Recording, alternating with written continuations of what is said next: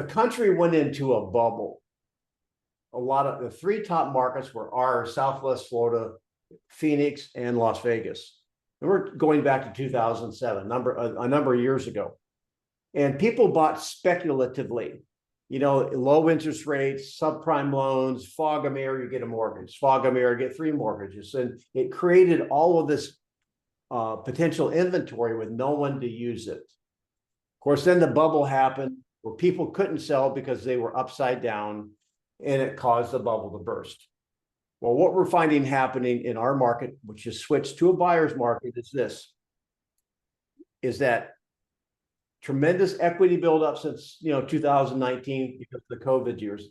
And here's the point I want to make, and I want you to give me your thoughts on this and see if you can start thinking. I am always looking for ways to communicate things to my sellers, or to use to communicate to your clients. I'm always looking for analogies to use. I had a sales meeting today with my group, and I'm looking, and we have 2 people that basically wanted to pull their homes off the market. We're carrying 38 listings, and I've got 2 primary listing agents, 3 maybe. So we're carrying a lot of inventory, almost $25 million worth, which is a good chunk if it ever sold. But sellers are falling off the other end. One seller was not going to renew with us, going to list with another agent because this agent had a secret sauce. They do some secret things behind the scenes to cause homes to sell. Well, shame on us. We let somebody come in and give them a bunch of BS job on that. And then another one said, I'll just take it off the market and wait. So here's my point. So if you have a conversation with a seller, and you're in Florida particularly, and you're in a buyer's market anywhere, the last time we had the market crash, sellers could not sell. They had no equity because they bought high and it was way low. So the analogy I came up with, they walk out of their house, they've got a flat tire on their car. They're in a pickle because they don't have the money to fix their flat tire. You can understand that. We've probably all been there. Now, compare that till today. Since people that have bought pre-2019 have anywhere from 50 or 60% to 90% equity growth since then. They have money coming out there. They walk out. Here's the difference, guys, and tell me what you hear, and if this is something that could make sense to sellers. They walk out and they have a flat tire. But rather than taking a little bit of money that they've gained over the last several years to fix their flat tire, you know what they do? They slash their other 3. Now, sellers by waiting are going to lose a lot, in my opinion, in Florida. So what do you think of that analogy? And let's talk a little bit about how we can get the picture across to stubborn sellers in a market that's going the wrong way. I like the stock market analogy with the stock prices. Everyone can relate to that. Pretty much. Okay. Any other comments? Yeah, to piggyback on Louis' comment, the drop on stock price is actually to be prepared the better increasing in the future. So in other words, a good adjustment is needed for a booming market, if that makes sense. Okay. All right, well, I just thought to throw it out there. So let's go ahead and talk. Who wants to practice?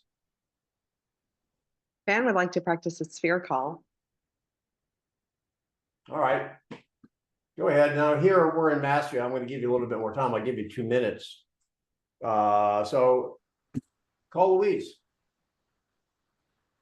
So hi, Raymond. Hello. Hi, Louise. How's it going, my friend? Hey, Fan. It's good. How are you doing? I'm doing good. Thank you for asking. This is Fan. Of course, I'm Wait a interested. minute. Wait I a already minute. know you're Fan. I said hi, Fan. You're not listening. All right, give me your knuckles. I want to slap them with a ruler. So right. is that a good time to chat, Louise? So can I just ask, this is a sphere call, so we know each other, right? Yeah. Okay. I feel like it could just be me, but I feel like the words you're using are for people that we don't know. But Oh. anyway, Start yeah, fresh. yeah. Start that over, I think. Just so it. Hi, Luis. How's it going, my friend? This is Fan. Hey, Fan, it's going good. What's going on? Hey, so Luis, we haven't talked in a while. So how you been doing? Oh, fine. We just came back from spring break with the kids. We went to Disney. Did you and your family do anything for spring break? Yeah, matter of fact, we just went back from Chicago, so I'm sure you had a good time with your family. We did, yes. So, I was just wondering because there's been a lot of talk going on a real estate market, and of course, I'm a realtor. And the market is going on. Market is probably going on the opposite decision or whatnot. So, have you heard anything about it? Okay, I'm going to slow you down a little bit. Okay, so really quick, if you're going to call someone, it would I hadn't even start a timer, so don't worry about the time. For me, hey Louise, this is Denny. We haven't talked in a while. Do you have like 2 minutes? Yes. I kind of like to bracket it because I'm afraid you're going to get on some sort of filibuster. But if I know you, I'm going to give you 2 minutes. That's a minor point for everyone. Now I know English isn't your primary or maybe your first language, but that last question you asked was I didn't know what you said. So you might want to, and I think Matt gave you some of this advice before, is you might want to jot out maybe some of the questions you want to ask, because I think in your mind, you're translating and it's just not coming out exactly the way you want to. Now on a Sphere call, it doesn't matter as much because you guys have a relationship, but it would be deadly on an outbound call. Does that make sense? Yeah, I wasn't translating though, but I mean, I wrote down and I basically want to ask the question, hey, like this up down in real estate market, is there anything I can offer, or can I answer any question? Okay, but again, what we're learning here is if you're going to be using a question to a Sphere, it would be good to have it thought out, maybe even written out. And about the third call you make, you won't have to worry about it anymore. Mm-hmm. I have something to share. With the care calls, there are three, primarily there are three types of care of Sphere calls, right?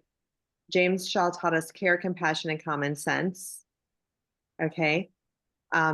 Steve Schluter and others have taught us the Ford method. That's an acronym for talking points, family, occupation, recreation, and dreams. And then the other one is having a purpose for the call, like to invite them to an event or to talk about a recent holiday.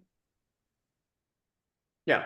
But just to call without having any point is, I think that you're going to lose a lot of people, and you're not going to make the best use of your time.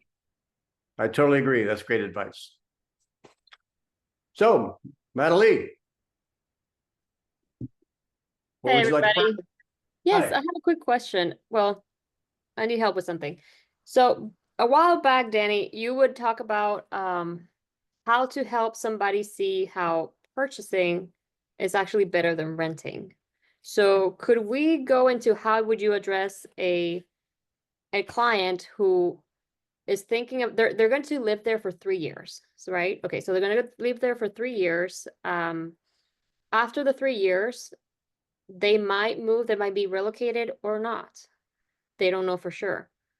Okay. But they're coming from renting. So they're a little bit hesitant about moving to this area without knowing the area and being committed to a 3-year purchase without knowing if they're going to stay there or not. So how do you help them see, especially from like a numbers perspective, like the breakdown between how much money goes into rent and how much money goes into a mortgage?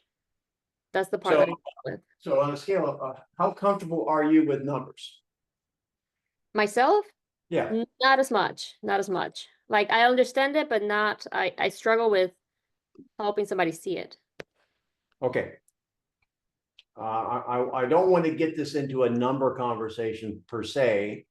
But from 1,000 foot, it's easy to figure out what the rent is, right? From the what? It's easy to calculate what their rent is, right, for 3 years. Oh, yes. And then they have no equity, they have no risk. It's pretty easy to figure out what their house payment would be, right? And then what I'd say is, okay, for example, Madeline, so all right, so you're gonna be here 3 years. Why don't we, the old Ben Franklin, why don't we just put it on paper and see what makes sense paper wise, okay? So, and I'm not gonna get lost in the math, so there's your rent. This is what home ownership costs. And what do you think, without doing the math, which one costs more? Just general. Yeah, owning a home. Yeah, I mean, if you lease a car, you're after 3 years, the total of your lease payments will be less than your total of your car payments, but you might have some equity. So the question I would ask them is, okay, so let's say your rent is, just for round numbers, so at 24, 48, so it's $72,000, let's say, for 3 years, and then the ownership is $82,000. Then what else do you have to factor in? How would you factor in the benefits of ownership? And we'll open it up. Let's see how many we can list, because the numbers are the numbers. We just made it up, 72 to 82. What is one benefit of owning? Fixed carry costs or fixed housing expenses. Tax deduction. I've got that. I've got the carry cost into the 82, whatever. Tax deduction. Okay, so you're gonna get a tax deduction. That's a possible benefit. What else? Appreciation. Appreciation, but on the negative side, it could depreciate too, right? All right, what else? You can, this might be small, but it's yours. You own it. You can paint it whatever color, you can hang up whatever. You have the freedom to do what you want with it. I don't think that's small. I think that's a big point, right? You can fix it up. What else? Stability and security. They want to smell the roses. They want to be at the same place, raise family. Right. Okay. So let's have the conversation. We've done all that. Now let's have the conversation. So Model E, so we went through the numbers. It's going to cost you, roughly $1,000 a month to own. However, you might get some tax breaks, and you'll have the freedom to do whatever you want, fix it up, paint it, have a backyard, have a barbecue grill, blah, blah, blah. Based on that, would it be worth the extra $1,000 a month to have those potential benefits? Okay, so I understand that there's more benefits with being a homeowner. However, I don't know what's going to happen in 3 years. I don't know if my husband's going to be relocated or if we're going to stay in the area. And so would it surprise you that everyone who buys a house, and we sell, not we, but in our marketplace, there's probably 2,000 houses a month that sell. Every one of them can't tell you what they're going to be doing in 3 years. In your lifetime, you will never know what you're doing 3 years from now. So that's always going to be an uncertainty. So let's just assume a couple of different things. Let's assume it's going to be 3 years. Is it worth $1,000 a month?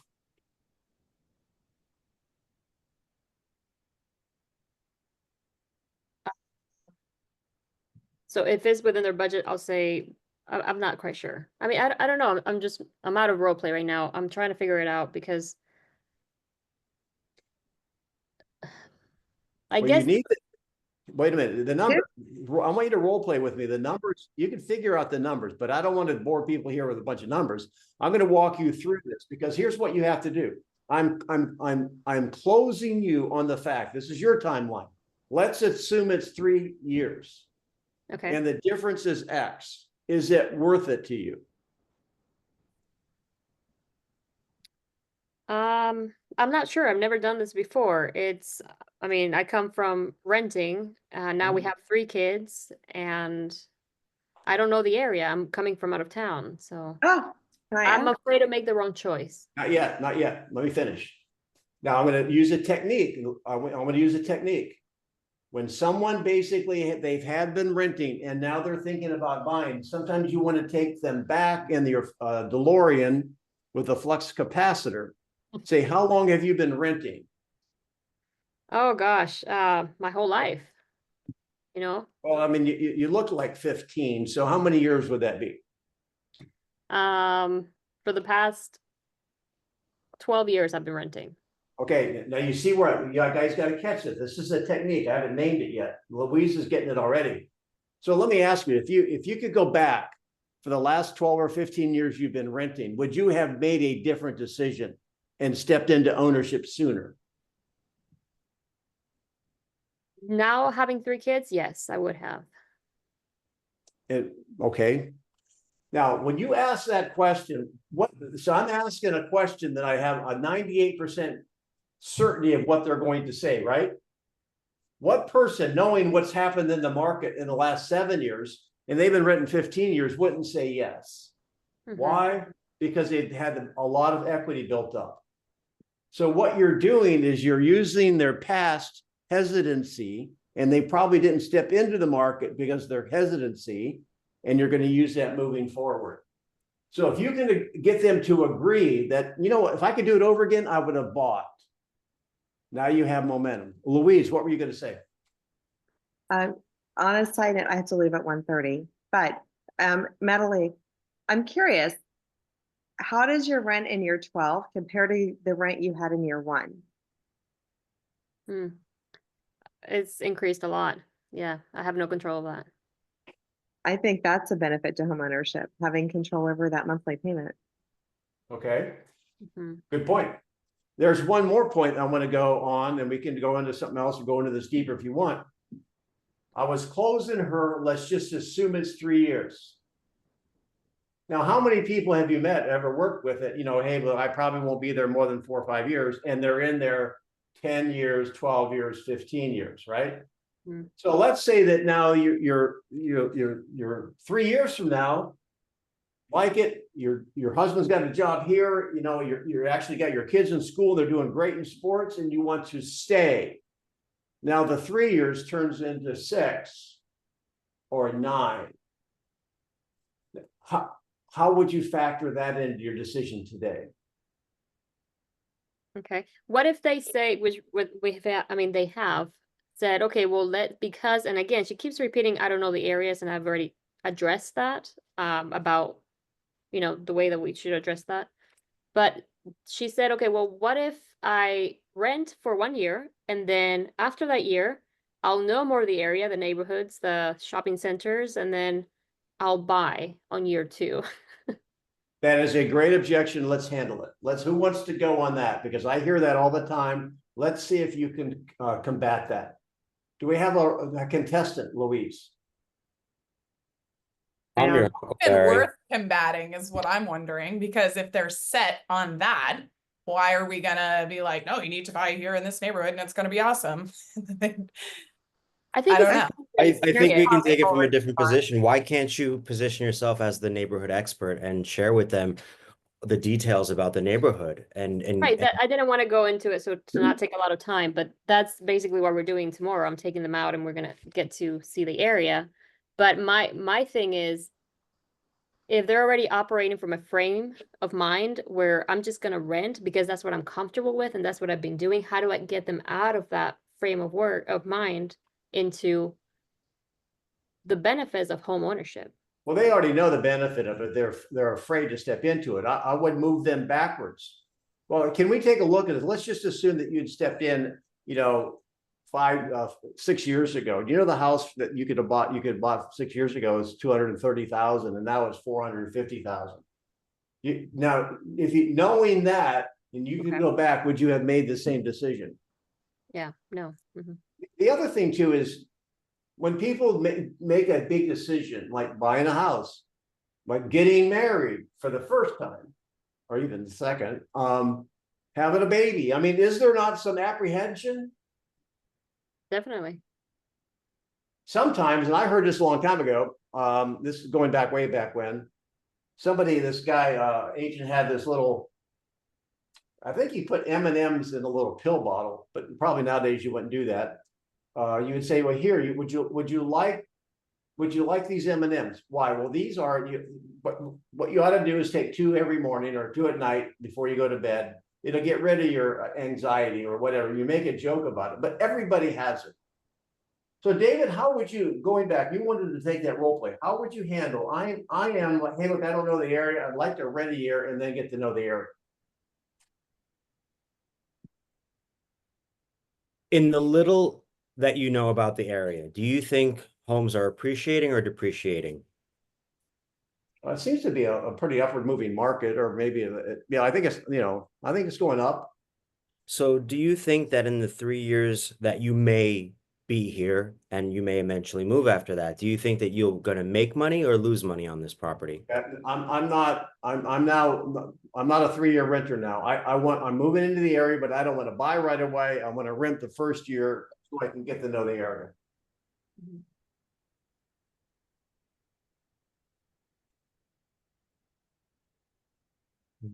What are you looking for in the area that you want to be living in or moving to? Blah, blah, blah, What's important about that? blah, blah. Would you be open to Now, spending? you know why I'm not answering. It's not Sure. relevant. Yeah. It's not relevant. Would you be open to spending the afternoon going through the neighborhood, going to the downtown area, the shopping center, walking through the parks? No. You better be asking. No, so here, Can I there's a try? great, Question. hang on, there's a great analogy here. If you think about it, what's the analogy? And there's a bunch of them. Why pay somebody else's mortgage for 1 year when you could be paying your own? Well, all right, so when someone wants to get to know the area before they make a decision, is that a logical decision or an emotional one, most likely? Emotional. Logical. I think it's emotional, like you said, for me, it's like someone saying, okay, I want to study for my driver's test. I don't want to get my license. I want to study for my driver's test for a year so I can make sure I get a good score. Like, here's the other thing. How many of you guys have worked with relocations or people that move into the areas have a weekend to find a home? And they seem to do a good job of it, right? So here's the analogy I was thinking about, is when people get into a relationship. For example, David, you said, well, what about, I think somebody mentioned there about how much rent I'm going to be paying. Like, there would probably be nothing you could say that would convince me to want to marry someone that I just met for a weekend. That works in movies like the Vegas movie and all that other stuff. But how many of you would you get married after a weekend with someone? So you kind of understand that time sometimes gives you a level of familiarity and comfort. However, going back to the money thing, you can use that in a minute. Is it possible that there is a curve out there? Let's say it's a curve of familiarity. The first day you land in an area you've never been in, you don't know squat. Okay, but every day you start growing in familiarity. And so there comes a point where you get to a point of knowing enough about the area and the ins and outs. You don't know every street, every stop sign. You don't know everybody. But don't you get to a point where you, quote, know the area? And my point is that it does not take a year to do that. And here's the pain question. So David, understand, well, let's say, in a month, let's say, you're already going to know the area well enough to make a decision. However, now you see the perfect home that pops up and have 11 months to go in your lease. What then?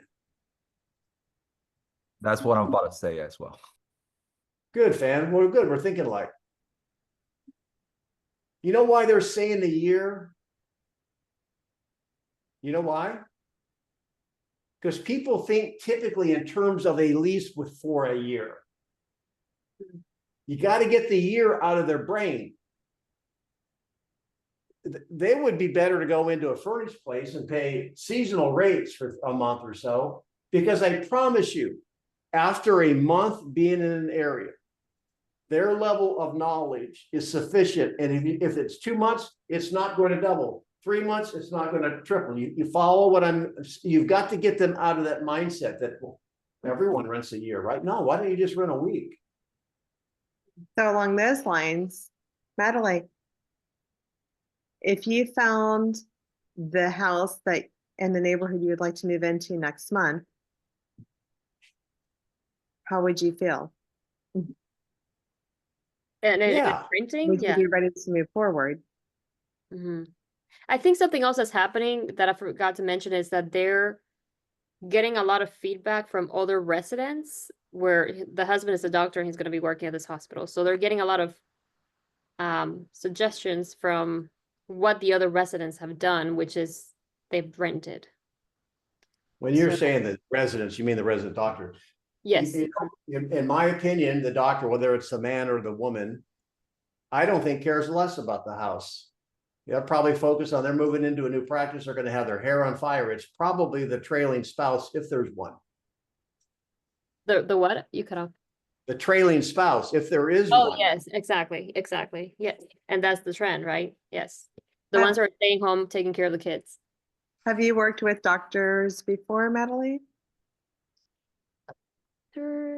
No, but So this is No, what but I I'm have- asking. And this might be a good question to ask that will help narrow their search. Some of the doctors have to be within a certain distance or time to the hospital if they're working at a hospital. And if that's the case, that just makes life a lot easier for you because you can Yeah. just point specific. Yeah, now problems. you're taking this big geographic map and shrinking it down. That would be a great strategy. which we did. Yeah. I'm not driving everywhere. Yeah. It's just helping them see how could be an opportunity, even if they're only staying there, worst case, 3 years. And I started thinking maybe this is just a number thing. And now after talking to you guys about it and hearing everyone, I'm thinking it has more to do with the emotional and the frame of mind they're coming from and helping them see that, how it could be Right. an opportunity instead of, yeah. Okay. My last comment, we go to something else if you'd like, is that they may not have the bandwidth right now to deal with that decision because everything else is going on in the practice, the family, blah, blah, blah. It's easier to kick the can down the road. Sometimes the best thing you can do in this scenario is get them out of the year mindset, because I can say probably a 90% chance they will be sorry they're in a year's lease after a month or two. And you get them out of the year mindset by telling them what exactly? They could break their lease though. Yeah, but am I not coming through? No, you are. You got to get them out of the mindset of needing the year to study the area. I mean, they took their medical test, but they didn't study a year, did they? No. Yeah, okay. Hey, So, I've hey. got to go, but here's a thought I had. Would it be helpful to look at the numbers? If let's say they entered into a 1-year rental lease today or for April, and they found their house after the 2nd month, they would have a 2-month cancellation fee. All of the money that they've invested in the rental would still be, if they terminated early, would still be less money than if they paid 12 months of rent. Yeah. It See might if you help can- them open up if to you- still look. If you can get them into a get out of jail free on a lease, that would be great. I understand it becomes a problem with taxes and stuff like that, but. Anyway, All right. Louisa, thank you so much. I appreciate know that. you have to go. You've got an appointment with Jeff Butler, so we'll see you later. Bye, guys. Thank you. All right, who's next? Come on, I see some great faces out there, but no one's talking. Denny, can I ask you a question? You may. I want to practice having a conversation with a seller who wants you to show the home every single time because they have valuable things and they're afraid that they're going to get stolen. Sure. Who wants to be the seller? I'll be the seller. Oh. So now, all right, so now they want to be at the showing? They want me to show every single showing because they're afraid that the buyer will take stuff.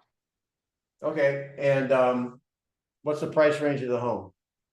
500. Okay. All right, let's go. Denny, so I have really expensive watches in my bedroom and I have very expensive paintings. And I'm afraid that when the buyer looks at the homes, they might, sneak in after the realtor leaves and take all of my stuff. Can you be there at every single showing? Well, before I answer that, let me ask you, you're afraid that the buyer's gonna see your stuff and come in there after hours, right? Yes. How are they gonna get in? Well, if there's a lockbox and they know the code to the lockbox, they'll just enter, right? Well, they don't, so that, it doesn't work that way. Your home will be secure.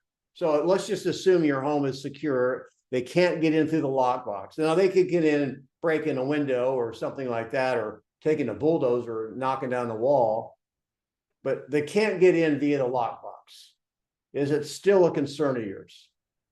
Yes. What if while they're walking with the realtor, they might look at some stuff and take something? Okay, now how big are your paintings? The one in the living room is $35,000 and it's No, not. I didn't say how much. I said, how big are they? Can they put your paintings in a pocket? No, but they can put a watch in the pocket. Well, all right, so here's my concern. I can easily say, yes, I could be there. However, it's not good for you. You don't want to know why? Yes. I'm looking out for you, not me. Because the probability of getting the buyer, that agent, to show that house to coordinate with my schedule. Are you willing to lose a qualified buyer because I can't meet with them because I'm on another appointment, and then we're going to lose the buyer? Is that okay with you? I see your point. I guess, is there a solution to my problem? And I tell you what, if you can have one of your sellers or buyers ask you that, that's a happy dance going on inside. And if they don't make the statement, is there a solution? You have to say, well, would you like to brainstorm other ways to make this work? Now, I can do that because I just turned the tables. Now, you don't want to necessarily be there in every showing. And all you are is basically a Brinks security guard. Watches, really? I mean, could you not lock them in a freezer or something? So, But you're making it hard, Danny. pardon me? You're making it hard for me. If I have to go and put stuff away, you're making it hard. For the seller? Yes. Well, that's not hard. I mean, how many watches do you have? I don't know how many he has, but he said you're making it hard for me if I have to collect it and put it in a closet. Well, Are they having an open house? No. no, probably not. My point is this. If we miss out on the right buyer, it may cost you thousands of dollars. What other alternatives would work? I mean, is there another way to secure your watches? I'm going to start breaking it down. Is it the watches or the paintings? I don't think you're going to put that painting in their pocket. However, watches, do you have a safe? Is there a way you can lock them up? Do you have a safety deposit box? My question is it worth you losing $5,000 or $10,000 on the sale of your house because we missed the motivated buyer? I have a question. Did you lose this seller, or is this somebody that's still on the hook? They're thinking about it. Keep going. Okay, so How I did have the a quick convers- add-on, very simple. It's you're listing your house to sell it, right? So why don't you start the packing process now and pack away those valuables, because you're not going to leave them behind. That's it. So if you got a seller, okay, so let's just talk about it this way. You've got a seller, their hobby is jigsaw puzzles. And every flat surface in the house has a new jigsaw puzzle half put together. Now, how well is that going to show? Are you going to ask the seller or talk to the seller or counsel them about the showability of this house might be important, and you got jigsaw puzzles everywhere. Well, that'll be hard for me. Maria, how are you gonna have that conversation with me? What's more important? I guess, like you say, what's the greater pain? Putting all this stuff away or missing money that you Now want? I'm the seller with the watches. It's gonna be hard for me to put all this stuff away every time somebody comes to see my house. What are you gonna say? What's the greater pain, Danny? Putting the watches away or missing the right buyer? I mean, now y'all get that? I mean, that's all, write down if you're learning all the different little tricks. I don't mean tricks, skills, the greater pain. He's gonna have to, oh, poor him, take his watches, which collectively weigh about 3.5 pounds, and stick it somewhere. I don't mean it that way. Put it away somewhere, like in a safety deposit box or by a safe or something. No, he doesn't want to do that. He wants you to drive your butt there every day when somebody wants to see the house. You see the problem with that equation? And So what do you guys? the fact of the matter is, any agent is going to be in the same position. Any other agent, I mean, if he's thinking about going with a different agent, what other agent is going to be any different than you? I mean, any other agent is likely not going to want to be there for every showing, potentially, or they're going to have to come up with a solution. So, I mean, the fact of the matter is, if he's thinking he's going to go with somebody else, he's going to run into the same obstacle with any agent. No, you're right. Yes, but I know a lot of agents, and maybe some on this call reflexively would have said, "Sure, I'll do it to get the listing." But what you're doing is, number one, there is a possibility now you're gonna miss something that's important to you, maybe a family event, maybe another buyer or seller, because you have to go and unlock a freaking door. It would be cheaper for you to hire an armed guard to go over there. I see blank looks. Now, listen, I talk to you pretty direct, right? But you should see me in front of a customer. I am smooth as silk, baby.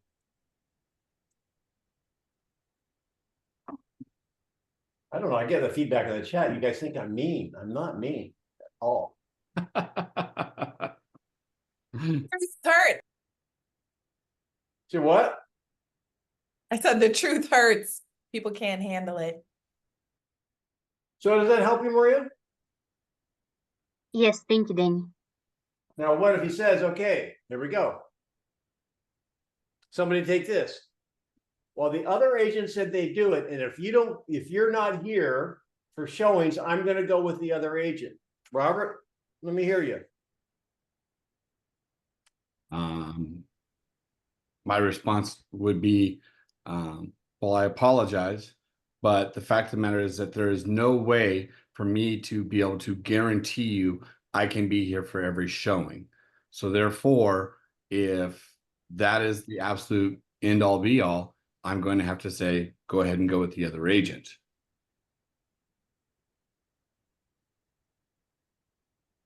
Okay. You'd pass then, right? Anybody else? Did the other agent guarantee that in writing? Well, they said they would be. It's probably not going to be in writing, but they probably said they're going to do it. What's more important to you? A verbal guarantee or coming up with an alternative plan to ensure that your watches are going to be safe? Well, okay, now that's a whole nother thing. That is a great point. Now, there's a point of clarity I didn't think about. Did you hear what he said? Can you repeat it? What is more important to you? An agent guarantee that they're going to be here or figure out a way to ensure that your watches are going to be safe? Boom. Boom. I didn't even think of that. Guess what? If you're there for every showing and they steal the watch, guess who they're going to blame? You. Mm-hmm. You want that liability? I'm saying, I'll tell you what, I don't mind being there when I can. I'm just running a different way. But I'm not responsible for those watches because you know what? I can't. You're not hiring me to be your bodyguard for your material. Now, if you want to go to a lesser agent and net less money for your house, you can do that. But I tell you what, would you like a better idea?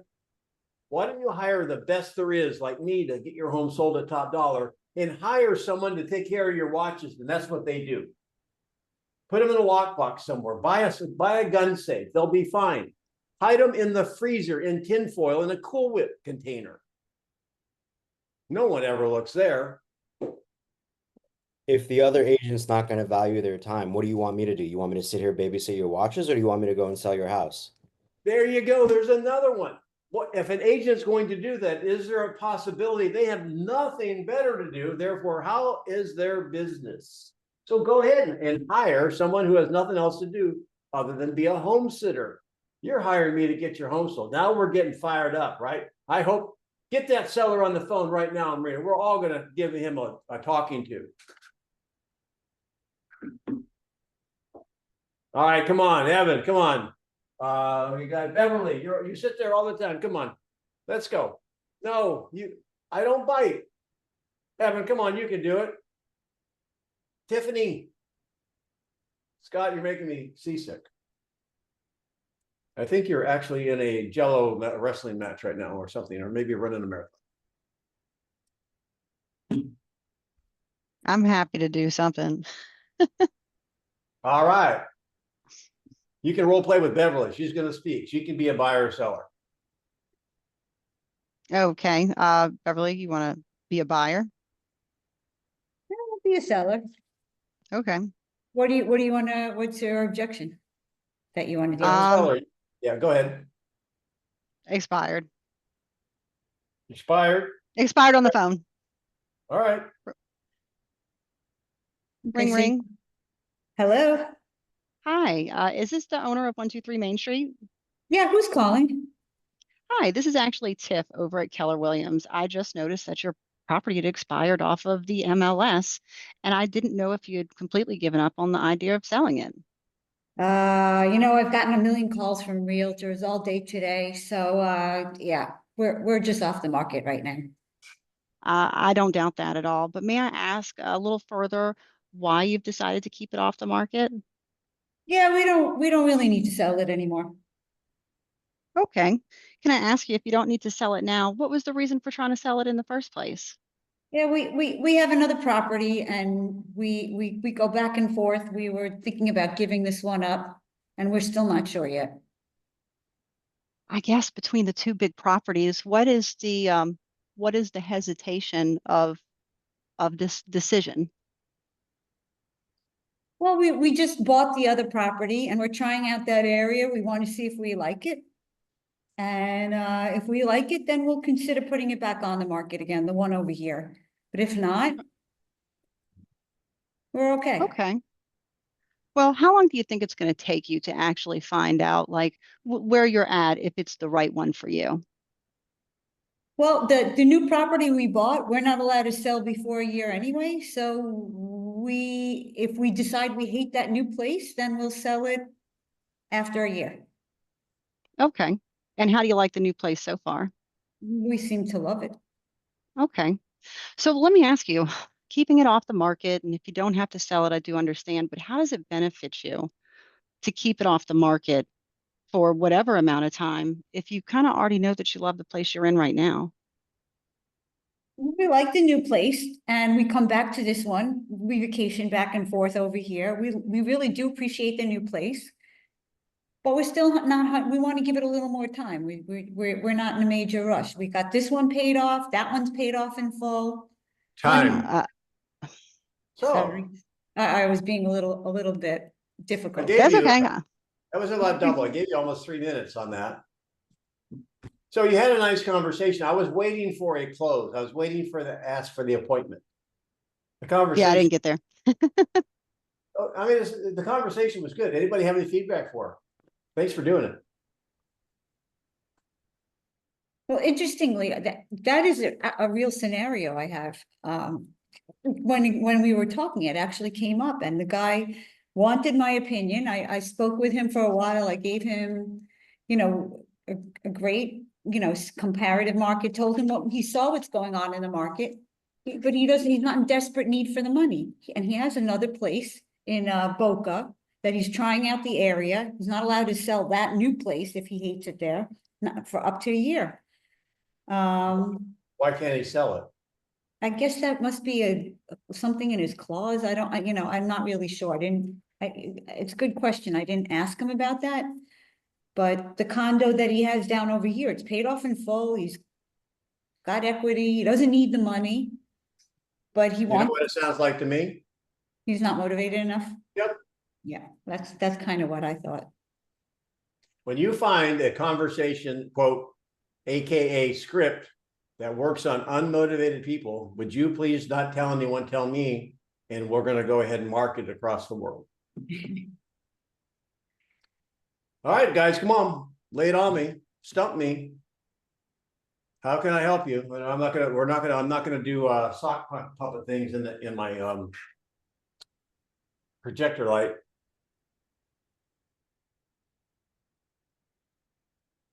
Okay. Okay, it's Christine. So What? I would like to be, this is Christine. Yeah. I would like to be the seller of a for sale by owner. And somebody else be the agent. And we're at the table, right? On the phone at the table. Either way. I don't do phone. I don't do phone. Okay. You can be, I could be at the table. Sure, Okay. at the table. So you're the agent? I'm the seller. Okay. So for sale by owner or an expired? For sale by owner. Okay, so you let me in. Thanks for letting me see your house. Are you ready to put me to work? Are you ready to put me to work for you?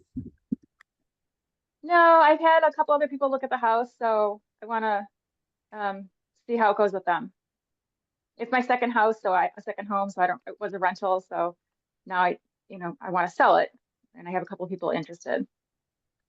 Okay, so you have a couple of people that looked at the house and maybe wanting to buy it? Yes. All right, that's good. Congratulations. What if that is that the only reason you wouldn't want to go forward with hiring an agent to get your home sold? Yeah, that's really the only reason. If I don't have a buyer that way, then, maybe I can get a buyer with an agent.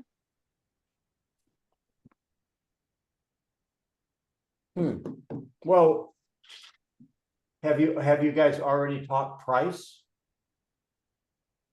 Yes, I am offering the house at $250,000. And they've agreed to that? Well, they liked the house and they haven't said anything about the price, so I'm just waiting to hear back from them. And when do you expect that to happen? They're supposed to get back to me a few days ago, so hopefully soon. Otherwise, I'll have to give them a call next week. That's the I can't say it. All right, so that's the brush. All right, how much time are you going to be giving them to get back to you? Till Tuesday. All right. What I'm attempting to do, guys, is figure out what road I want to go down. Now, one of the things that I probably do a little bit different than a lot of you guys that role play. I could go to ask the question, well, what if you could sell it for more? But what I'm attempting to do, because I'm there, I'm not on the phone I'm there, I'm attempting to get more information. She's talking to me, so I'm a little bit more careful about going, and cutting on her right away. But what's going through my mind is two things. One is, and you probably already thought of it, this is probably the first thing you guys thought of. Well, one is, what if 250 is leaving money on the table? Second is, what if they come in and make an offer? What if they both come in and make an offer? What are you gonna do? You see, I'm going to put some doubt into her brain. The other thing that I'm going to be thinking is this, and this is something I've used quite a bit. let's say, okay, we go through all that. Well, how would you like to light a fire under them? Now, that is a question that is the answer I'm looking for is what? What do you mean? Now, I want you guys to start incorporating that. I could tell her right away, but can you see the benefit of me asking her the question?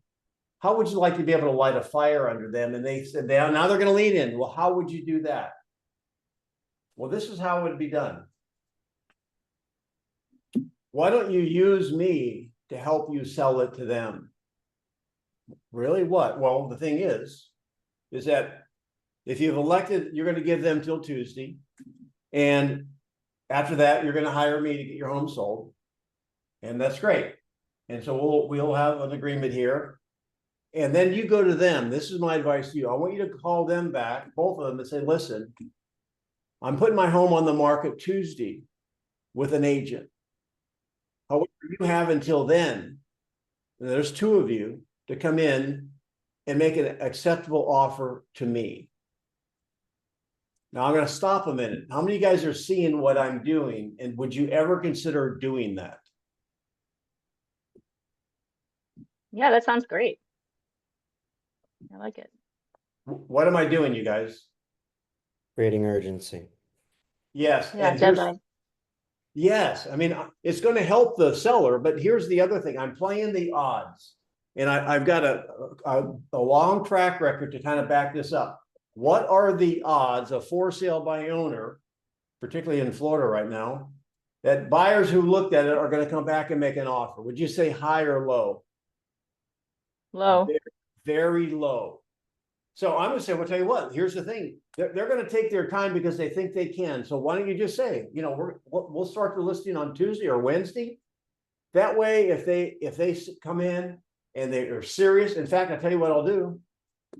And this is what I do on my team. You're going to have to hire someone to negotiate for you and do the paperwork for you and all that. I'll tell you what, if one of those wants it, I'll negotiate for you and I'll do the whole transaction for 2% and help you through it. Inspection, everything.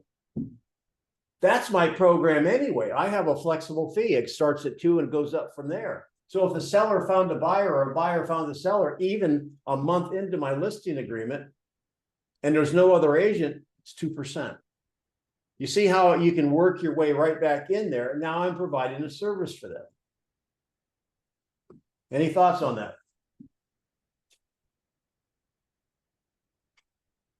Very well thought out. I love the creating urgency. Thank you. I'll be here all day.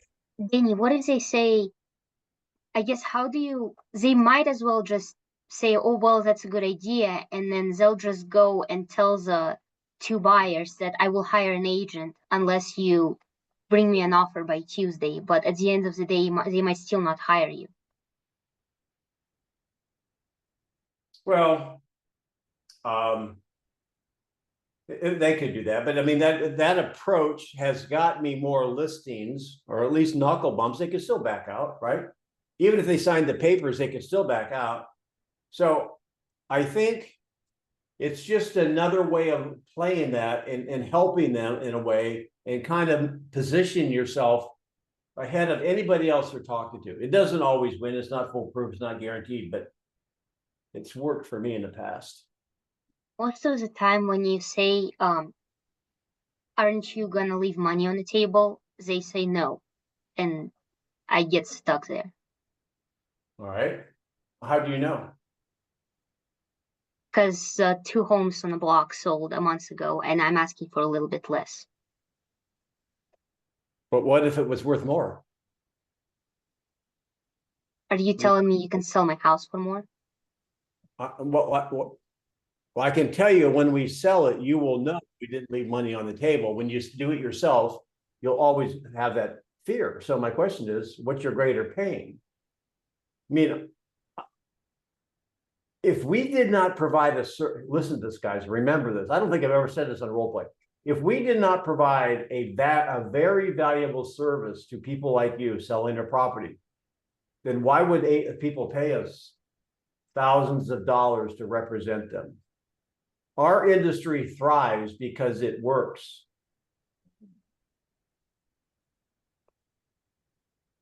They usually say, I'm confident in my price. I know I'm not leaving money on the table. And even if you say, like, Yes, yes. how do you know it's stress? No, I know I'm not losing money.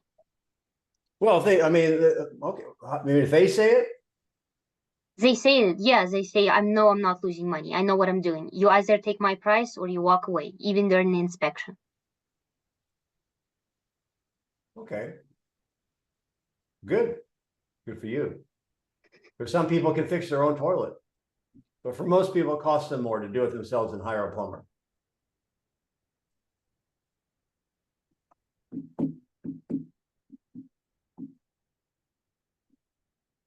You guys are. I got a quick one. Quick. All right. Inspired. This seller be like, I just give it to my realtor. I don't even leave there. You're going to give it to your old agent?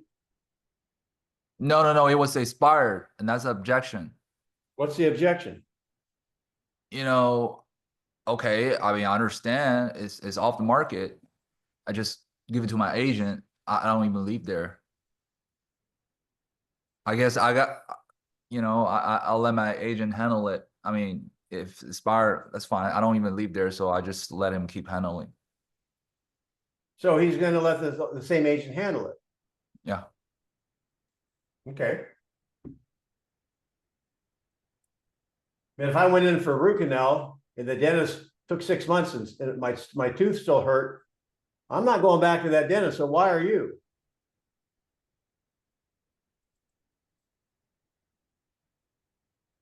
Fair? Is that a fair question? Yes, but I guess his point is he's not even there, and then he's less concerned about, Where's his motivation, guys? I promise you, if he fell and hit his head and was bleeding to death, he would have motivation to get to ER. If he called 911, he'd hop in the ambulance. This guy's he pays off, paid off as well. Well, I trust you got something out of the day, although I feel like I was like walking through a zoo and you guys were all looking at me through the cages, you weren't even growling. Anybody hear something today was worthwhile? Yeah, I think that a lot of the things you discuss, especially with dealing with the buyer who, wants somebody to be at their house and stuff like that. Because I honestly, as you heard, I would reach a point where I would just be like giving up. But some of the comments that the other guys made were valid comments.